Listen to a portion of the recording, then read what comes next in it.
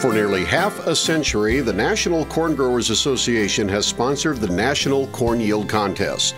It was conceived as a way to push the envelope, to stretch the limits of what is possible in the cornfield. Since the annual contest began, corn yields have multiplied many times over and records have fallen. But the National Corn Yield Contest is also a laboratory and a classroom of sorts. It provides incentive for corn growers to test new ideas and try new techniques. The lessons they learn not only boost yields in their contest plots, they help growers become more efficient and more profitable on all their corn acres. What's more, contest participants have an opportunity to learn from their peers. So even if they don't win the yield contest, every contest participant is a winner.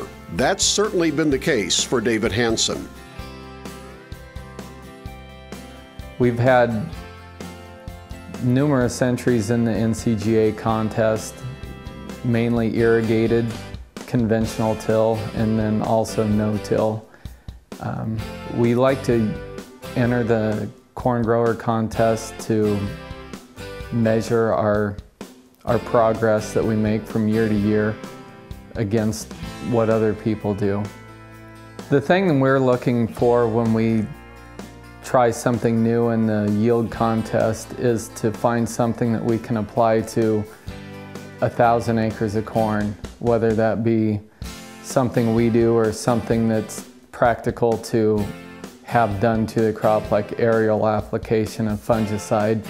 And the two things that we've pulled out of the contest, out of our trials for the contest, are side dressing, nitrogen, and fungicide application post-tassel on our corn. In my opinion, the splitting of the nitrogen, some post, some side dress, and some pre-emerge is probably the thing that will return the farmer the fastest. And the other practice is applying a fungicide and insecticide post-tassel. And with the fungicide and insecticide application, for us, on average, we're going to break even. And some years you make a little money, and some years you make a lot of money doing it. But on average, we're going to at least get our money back with that practice.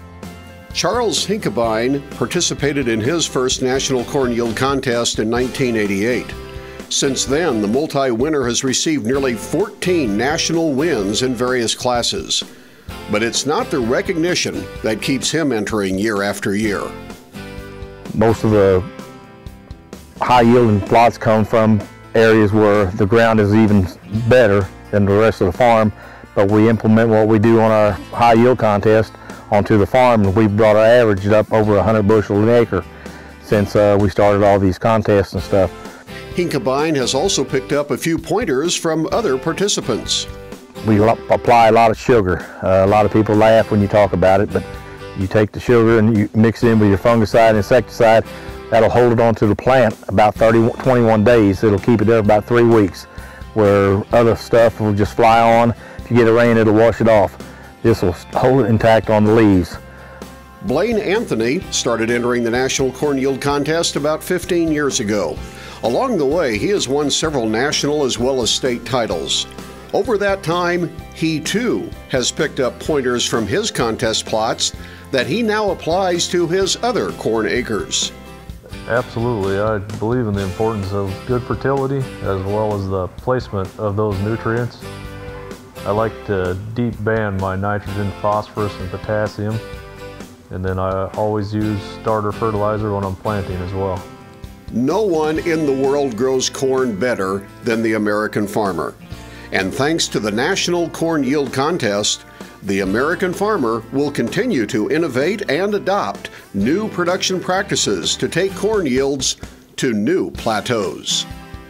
You're never too old to learn something new, and you pick quite a bit up on these corn grower meetings. Most of the farmers will tell what they do to implement their yields. Take some of that and use some of yours and add a little extra each year, and you get a little better at everything what you're doing.